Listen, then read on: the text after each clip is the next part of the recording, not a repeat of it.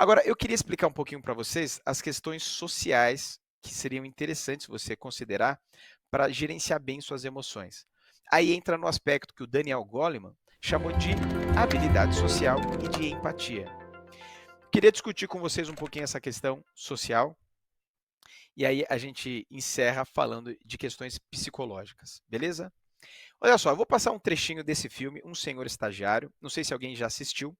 É um filme bem interessante, conta a história de uma garota que abriu na internet uma loja de roupas que deu super certo. A coisa funcionou, que foi uma beleza. E no meio do caminho, eles lançaram um programa de diversidade. Eles contratavam estagiários com mais de 60 anos. E aí é onde entra o Robert De Niro. Eu vou passar para vocês o trechinho do recrutamento desse estagiário, beleza? Vamos assistir juntos esse trechinho, eu vou só colocar no timing certo, e aí eu já reproduzo para vocês, beleza? Deixa eu colocar aqui.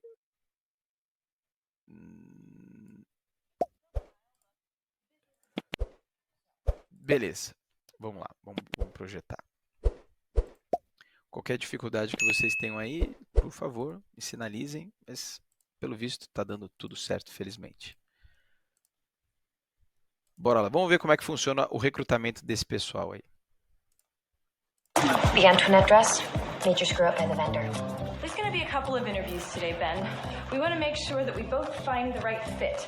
Business as usual is not really our motto, so we hope you have some fun here.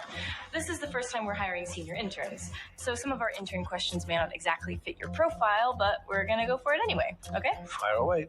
Okay, good. Where'd you go to school? I went to Northwestern. Hey, my brother went to Northwestern. Probably not at the same time. Probably not. He graduated in 2009. Class of 65. Wow. What was your major? Do you remember? And after Northwestern, you went on to... I went to work for Dex One. Okay, and they made... Phone books. I was in charge of overseeing the printing of the physical phone book. I did that for over 20 years. And before that, I was a VP of Sales and Advertising. So, do they still make phone books? I mean, doesn't everyone just Google numbers? I believe they do, but before Google, that was how you got it. Oh, no, yeah, I get it. So 40 years at the phone book company, that is amazing. Seriously. Okay, Benjamin. Now, I'm going to ask you one of our more telling questions for all of our interns, so I want you to, this is the one to really think about, okay? And take your time. Where do you see yourself in 10 years? When I'm 80. Yeah, sure. Yeah, whatever. Wait, did not realize you were 70. That's... Beleza, só esse trechinho aqui para nós já é o suficiente. E aí, deu para perceber assim que esse pessoal não faz a menor ideia de com quem que eles estão lidando? Eles não entenderam o que é falar com um senhor de 60 anos. Eles estão ali interagindo como se fosse alguém da mesma idade que eu, passando pelas mesmas experiências que eu passei. Ou, pelo menos assim, se ele tem 60 anos, então ele deve ser caquético, ele não deve saber nada. Então, vamos entender um pouquinho como é que funciona a mentalidade das pessoas e aí vamos criar um círculo para que não fique uma discussão tão aberta. Vamos falar como é que é a relação deles no trabalho. Acho importante discutir isso porque no mundo moderno que a gente vive, o trabalho ocupa um pedaço muito importante da nossa vida. Vocês vão trabalhar, se é que já não trabalham, sei lá, 8, 9, 10 horas por dia. Dependendo da situação que você vive, até mais. Então vamos falar com o que cada geração entende do trabalho, para que isso nos ajude a entender também socialmente como eu interajo com pessoas que veem um mundo diferente de mim. Beleza? Vamos nessa então. Deixa eu colocar na minha apresentação aqui e eu vou te mostrar as gerações que existem, né, que são mapeadas. Olha só, cada um nomeia de um jeito diferente, mas se você seguir essa nomenclatura com esse intervalo etário, você não passa vergonha. Você tem de veteranos, baby boomers, geração X, Y e Z e uma geração alfa que está chegando agora. Então vamos lá, vamos tratar rapidamente delas e entender o que cada uma valoriza. Por favor, gente, não se ofenda se o que eu falar não se aplica especificamente a você. Você pode pensar assim, puxa vida, eu tenho 60 anos, mas eu não penso necessariamente assim como o César está falando. Então, alguns crimes serão cometidos, tá? Quando você generaliza, você escapa um pouquinho daquela realidade do indivíduo.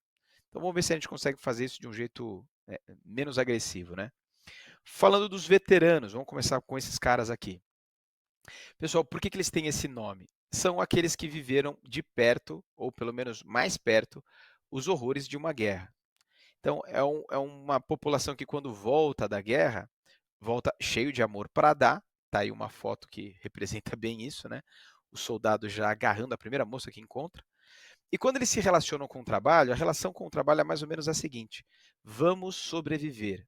Nenhum veterano pensa no trabalho assim: eu preciso fazer algo que me realize. Eu tenho que trabalhar em algo que me deixa feliz. Não. Eu vou trabalhar, eu preciso de dinheiro para sobreviver. E é isso. Essa perspectiva em relação ao trabalho, de ser algo muito difícil, não existe nenhum órgão que defenda os direitos do trabalhador. Se você se acidentar, o problema é seu, você vai ter que parar de trabalhar, eu vou chamar uma outra pessoa. Então, isso era tão forte para os veteranos que eles passaram isso para a próxima geração, tá? Que é conhecida como os Baby Boomers. Valendo o meu respeito e um pirulito, quem sabe o nome deste lugar onde estes jovens estão? Põe aí na tela. Alguém sabe? É o Woodstock, claramente é o Woodstock, sim. Esses Baby Boomers ganharam este nome por quê?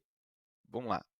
Quando os veteranos voltaram da Segunda Guerra Mundial, que terminou mais ou menos em 45, dá uma olhada 2 anos depois do que aconteceu. Deu um boom de nascimentos, portanto, uma explosão de bebês, Baby Boomers. Nunca mais a gente conseguiu voltar nessas taxas de nascimento, olha só. Paramos ali. Então, eles ganharam o nome de Baby Boomers justamente por isso, explosão de bebês. Eles inventaram o que é ser adolescente, tá? O Woodstock talvez é um grande marco. Eles tinham dinheiro e, de repente, o mercado conseguiu olhar e pensar em algo para esse público. É muito do que coordena esses estudos de geração. E aí, olha só, qual é a relação que eles têm com o trabalho? Eu vivo para trabalhar.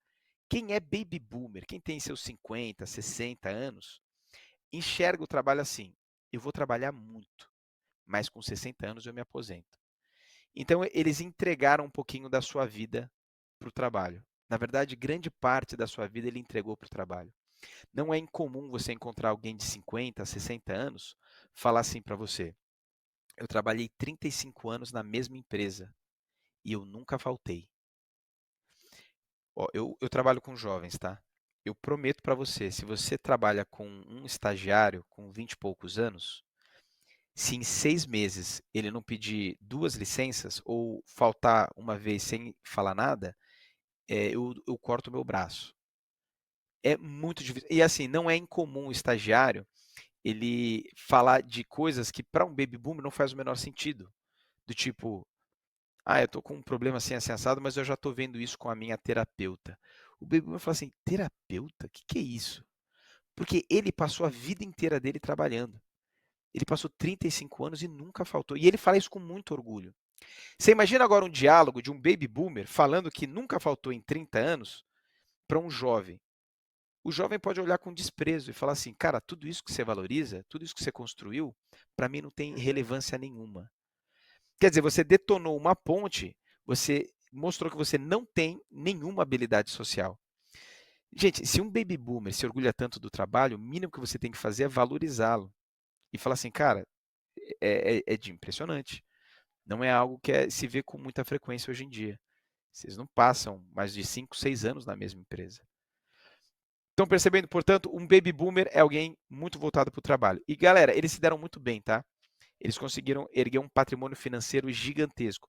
Provavelmente são os primeiros que compraram a casa, são os primeiros que pagaram faculdade para os filhos. Eles mesmos não estudaram nada, mas pagaram faculdade para os filhos, fizeram uma viagem. São pessoas com um vínculo muito forte com a empresa.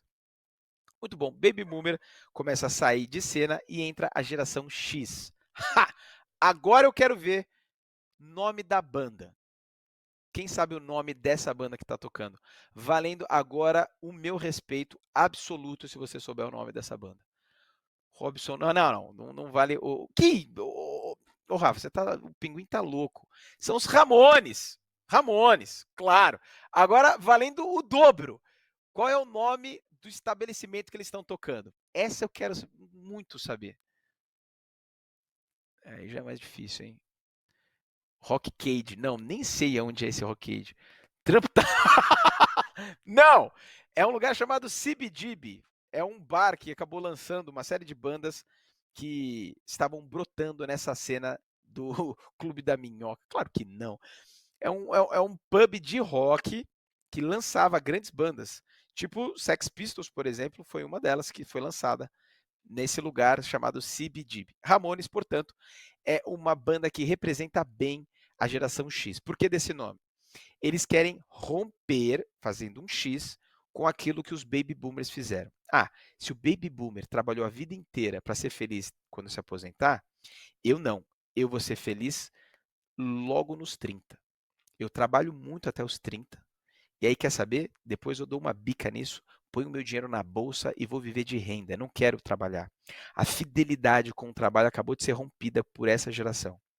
Portanto, Baby Boomer ia para festival para assistir Pink Floyd, Janis Joplin, Emerson, Lake and Palmer, bandas que têm música de 8 minutos. Eles vão atrás de uma banda que toca uma música de 2 minutos com 3 acordes. Então, geração X é uma geração extremamente ambiciosa, muito competitiva. É a primeira geração que entra no mercado de trabalho com uma faculdade. Eles têm agora uma formação acadêmica. E eles se deram muito bem com os baby boomers, porque ambos trabalhavam muito. O baby boomer com o sonho de se aposentar aos 60 e a geração X com o sonho de se aposentar aos 30, para ser feliz depois disso. E aí, olha só, depois da geração X, segue a sequência, né, alfabética. A próxima geração é a geração Y. O pessoal ali dos 20 até os 40 anos, tá? É esse intervalo. Essa foi uma geração, pessoal, que quando começa a trabalhar, é a primeira que tem acesso a um recurso financeiro. Eles têm um colchão financeiro que os protege. E quando ele começa a trabalhar e ele percebe que o clima lá é muito denso, é muito pesado, é capaz de alguns dessa geração simplesmente sair do emprego. Não vai se interessar, não vai querer ouvir reclamação de chefe, ele simplesmente sai da empresa. Por quê? Porque eu tenho dinheiro, minha família me sustenta, eu não preciso necessariamente trabalhar nisso, eu posso trabalhar em outra coisa. E aí a revista Times lançou essa matéria que, assim, pregou o último prego no caixão. Eles falaram que era a geração do mimimi, uma geração preguiçosa, narcisista, que ainda morava com os pais. E é fato, tá, gente? É uma geração que foi muito difícil de lidar. Qual que é o problema? Você tem um outro pedaço da geração, ela se divide, que não tinha esses recursos financeiros que os defendiam. Eles tinham que trabalhar muito. Então, essa parte acabou entrando no mercado de trabalho e se dando muito bem. São os novos líderes, inclusive, que ocupam as posições de coordenação. É o pessoal que está crescendo dentro do meio corporativo. E eles têm ali um moto, né? uma mentalidade em relação ao trabalho. Se o baby boomer, bom, os veteranos nunca foram felizes. O boomer é feliz quando se aposenta. O X, depois dos 30, eu quero ser feliz agora. Eu vou ser feliz hoje. É isso aí. Então, a geração X é a primeira geração que tem uma formação acadêmica. A geração Y tem a formação acadêmica e tem dinheiro. E aí você abre espaço para a próxima geração, que é a Z. Essa geração Z, ela é muito novinha, a gente não tem ainda uma percepção clara. Eu leio muito a respeito da geração Y e eu percebo que ninguém sabe nada do que está falando, assim. São suposições com base muito fraca, assim, em aspectos, não tem material suficiente para você emitir um julgamento. E nem a distância histórica necessária para você poder emitir um julgamento. Então, qualquer coisa que eu leio, eu sempre acho que é meio pobre. Mas tem uma característica que isso é, especialmente aqui no Brasil, tá? Ela é muito evidente. É a primeira geração que tem uma retaguarda jurídica. Cara, é impressionante como essa geração processa. É louco, assim, as relações profissionais, elas estão se estabelecendo de uma maneira judicial. Parece que o cara tem o Código Penal debaixo do braço, assim, e ele não se relaciona com outro ser humano, ele se relaciona através de leis. E aí eu acho que é uma perda gigantesca, porque as relações, quando deixam de ser humanas, você não consegue estabelecer um elo de empatia, você não consegue estabelecer uma relação humana, onde você percebe que você está lidando com alguém que tem expectativas, fraquezas. Você lida com um papel social que tem deveres a cumprir e que se não cumprir eu posso processá-lo. Então, é só um cuidado que eu acho que essa geração tem que tomar, é de perceber que ele está entrando no mercado de trabalho com seres humanos, com pessoas. Eu digo isso porque eu já vi alguns líderes falando assim para mim: puxa vida, César, eu posso dar um feedback nesse estagiário com relação à vestimenta dele? Eu falei, como assim? Claro que você pode, você deve fazer isso. Eu falei, mas não posso ser processado? Eu falei, eita, você tem medo disso? Você não está fazendo o seu papel, porque você tem medo. E aí fica todo mundo cheio de dedos, né? É uma geração que cresce sem uma orientação de alguém mais velho, mais experiente, que está tentando guiá-lo nesse caminho de entrada no mundo do trabalho, por exemplo. Beleza, pessoal? Dito isso, né, dito toda essa questão, vem aí a geração alfa, essa geração menos ainda, são aquelas criancinhas, menos de 8 anos ali, que a gente não faz a menor ideia do que vai dar, né? A gente só sabe que vai dar muito trabalho, porque as outras gerações tiveram um tempo sem tecnologia, essas não, elas já nasceram com um tablet na cara. O que isso vai dar de problema, não dá nem para antecipar. Só um último comentário sobre isso, né? A geração Z é a primeira geração também que não tem um passado. Quer ver? Baby Boomer, o campo de batalha do Baby Boomer era físico. Ele tinha que enfrentar situações físicas, do tipo, para ir para a escola era um inferno, né? Cruzar a cidade descalço, com um saquinho de arroz nas costas, é um negócio louco. Quando você pega essa geração Z, eles não têm dificuldades físicas iguais às que as gerações anteriores tinham. Eles enfrentam dificuldades que estão no campo psicológico. E aí é um problema, porque a gente não tem histórico de como lidar com isso. E o que eu percebo? Eu percebo que um pai, quando vê um filho que não está escandalosamente feliz, e ele não sabe o que fazer com aquela criança, ele encaminha para um profissional, um psicólogo. E aí do psicólogo para o psiquiatra é um pulo. E aí o psiquiatra ele não vai se perguntar muito qual que é o seu problema, tá? Normalmente ele vai te dar uma medicação. E aí, imagina esse jovem, que ele já não tem muitas formas de se comparar, porque quando ele se compara com os mais velhos, ele é humilhado. Algo assim, na sua idade eu já tinha uma casa, 2 filhos e tinha viajado para o exterior. Você ainda está morando comigo. Então, ele se sente humilhado pelos mais velhos. Quando ele olha para as referências atuais, ele também não se encontra muito bem, porque hoje a influência do YouTube é gigante. E aí ele vê jovens na idade deles, sei lá, com 20 anos, que já tem ali o seu primeiro milhão. Então, cara, os mais velhos me humilham. Os meus modelos atuais fazem com que eu me sinta um otário. Eu sou errado. E aí, ainda por cima, eu estou tomando medicação.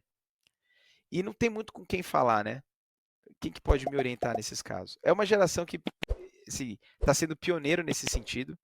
E aqueles que conseguirem passar bem por essa etapa serão excelentes modelos, porque a próxima geração que chegar, pelo menos já teve algum exemplo. Olha, dá para viver com isso, tá? Dá para você passar bem por isso.